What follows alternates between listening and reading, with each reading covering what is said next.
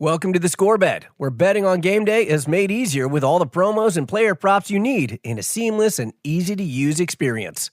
Whether it's home runs, three-pointers, or shots on goal, there's no better place to own the moment. Right now, new players can get their first bet insured up to $1,000 in bonus bets.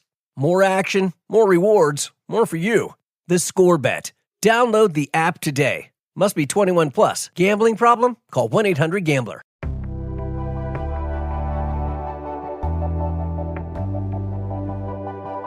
Former professional athlete Mary Cain has loved running ever since she was a little girl.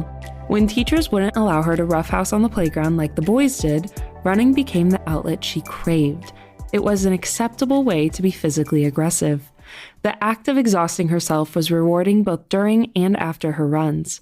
As she aged, Cain became so good at track and field that by the time she was in 8th grade, Brown University offered her a spot at their elite sports complex. I think some of that stuff with like getting recruitment letters was less schools being like, we want you to come now, and more, a sign that this like elite sports complex has gotten ridiculous where we're recruiting kids before they've even fully grown to try to like recruit them to university programs. And I think to me, part of the reason I even like wrote about that is that I happen to be somebody who's very academic. I'm now in medical school and always really thrived within that. But I think there is something kind of deeply inappropriate for an Ivy League university to be only really recruiting someone based on their athletic talents when they're like 13. Cain writes about her experience as an elite youth runner in her memoir, This Is Not About Running. She feels like many athletic programs within top universities recruit young athletes without really caring about the child's educational future. The unfortunate truth about the NCAA right now is it's so much less about a child's educational opportunities and more about how can the school make money marketing them as athletes. So for me, it wasn't ever really a question of would I start early, but more just kind of a reflection of like how toxic this sort of environment has become for young people. She likens competing as a runner in the elite youth sports industry to professional horse racing, where horses are often drugged so they can run faster while in pain. The first time Cain ran while in excruciating pain was junior year of high school. She says it was different from the acceptable, good kind of pain where your lungs are burning and your legs are tired. That's a safe pain. It's making you better and stronger. This pain was different. I remember just like running down the block near my house because I was just going to go for an easy run. And it was so deeply painful in a way that I think just like your animal instincts almost kick in and you're like, something is really, really not right. But I was so used to still pushing through things that I kept trying to like get back out there and keep moving. But it's something that I think deep down we lose our ability to trust ourselves and trust our guts. I think the older we get, like kids are very like in tune to like what makes them uncomfortable and they're going to cry if they're scared. And I think the older we get, the more we suppress those feelings. But I think the first time I ever had that level of pain, like it was very scary because I was really like, I'm not ignoring this. This is something really wrong. Cain had suffered a glute injury that she says was mistreated by her running coach at the time. As a result, today she suffers from chronic pain. She says that this pattern of minimizing injuries continued into her professional running career with the Nike Oregon Project. It was an elite long-distance running team established by now disgraced coach Alberto Salazar. Cain says many of the members of the medical team were simply Salazar's buddies and not medically qualified to offer proper treatment. For example, I worked with a sports psychologist who wasn't actually a sports psychologist, despite that being the credentials that I was informed by both him and by my team. But then also just even amongst like medical professionals, there were times where I would develop a stress fracture in a location where all of a sudden I had my coach's podiatrist buddy, telling me what I should be doing in terms of cross training. And it wasn't ever really people who I think could remove like me being a young person who was hurt from what my coach wanted me to be able to do within a timeline that he wanted me to achieve it. So almost at all times, if I was like working with the physical therapist who was a part of the team, it was less like, let's make sure Mary gets really healthy through this. And it was more, how do we get her back to running as quickly as possible? And I think that is part of the reason that I've had certain chronic issues over the years. Ultimately, Cain believes that fast-tracking the healing process was all about money and power. it shouldn't be that somebody has to be abused so that people can make money, right? Like I think a lot of these companies would make more money if they like made sure they really developed people and long term and they didn't have the same number of injuries and they could have spokespeople who are really proud to work with these companies.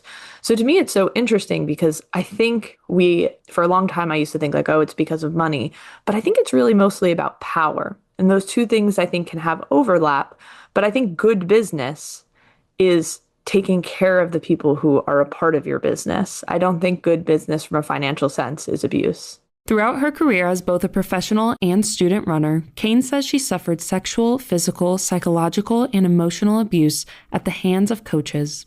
One in particular was Alberto Salazar, who has since been banned from the sport for life. Our relationship was inappropriate from quite early on. There were things he would do, like come into my room at night while I was sleeping, and inappropriate moments like that kind of littered our relationship throughout. He was also very vocal about how much he liked her body, but these comments shifted as Cain got older. The language changed from, you look like these women who I think look good, to, your hips are now bigger, you're carrying weight in your face, your neck has changed, like very targeted and very cruel language around the way that I looked. And the pressure to lose weight really intensified, and I was being given no true supervision. Like I was working with a woman who is not actually a nutritionist for nutritional guidance, and she was just the assistant coach's wife. And it was incredibly problematic because I just was massively under eating, and every time I would get on the track over the course of a year, like I think I cried during almost every single workout that I did or had some sort of panic attack. Cain says the lighter is better culture, which often leads to eating disorders, is rampant in elite sports. 7 years ago, she wrote a New York Times piece sharing the secrets many athletes hide to be able to fit in. The salad is the best approach. Culture hasn't really changed, unfortunately. But I think the thing that young people, I would hope, understand and I hope can learn is that we don't know what these people are putting into their bodies to look like that either. And I think that's something that I've wrestled with as I've gotten older is like, diuretics were offered to me. I know many athletes were on thyroid medication. There have been athletes who I used to compete against who have since failed drug tests. And I don't know what the cocktail of things along with their salad they were putting into their bodies to be able to maintain performance at that unhealthy weight.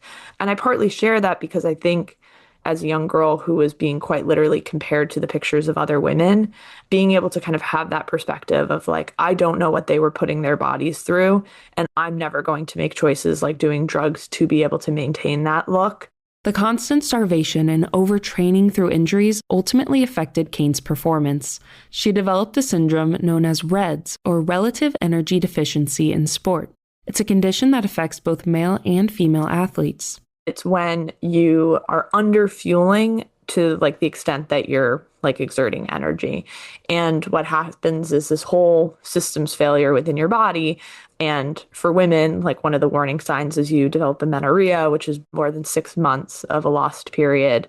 And your body just starts to not have enough fuel to really be able to maintain full function. And so you can lose your hair. You can all of a sudden have like cold intolerance. You get aches and pains. Your bone density decreases. And as a result, your risk for injuries such as stress fractures massively goes up. Cain had Olympic aspirations, but due to her injuries and performance as the 8th fastest woman in the world, she left the professional running world.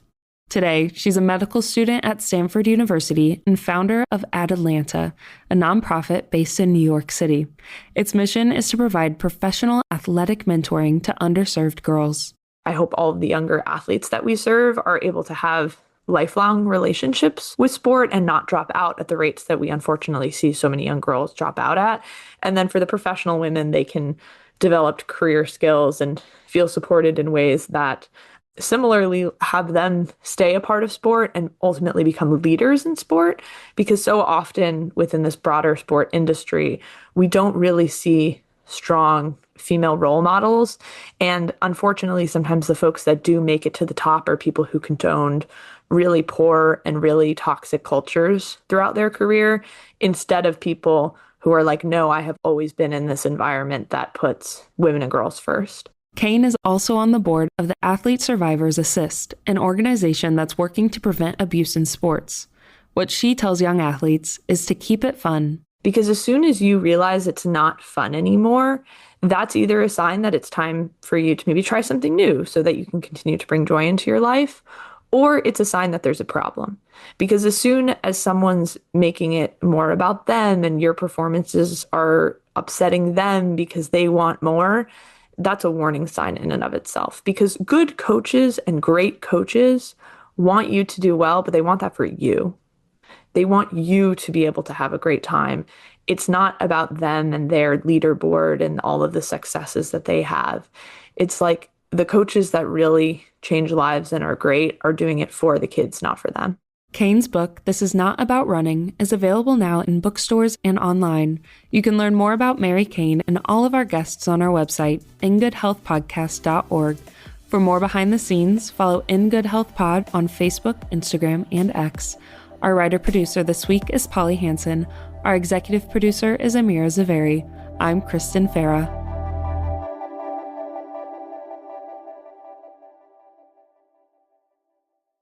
From small towns to big cities, Comcast is connecting millions of Americans to affordable, reliable, and secure Wi-Fi at prices that are clear and consistent with the new 5-year price guarantee. Backed by AI innovation, resilient design, and cybersecurity technology, the Comcast network is built to keep families and businesses connected and their data safe. Learn more about how Comcast is investing in a more connected America at ComcastCorporation.com/investment. Welcome to the Score Bet, where betting on game day is made easier with all the promos and player props you need in a seamless and easy-to-use experience. Whether it's home runs, three-pointers, or shots on goal, there's no better place to own the moment. Right now, new players can get their first bet insured up to $1,000 in bonus bets. More action, more rewards, more for you. The Score Bet. Download the app today. Must be 21 plus. Gambling problem? Call 1-800-GAMBLER.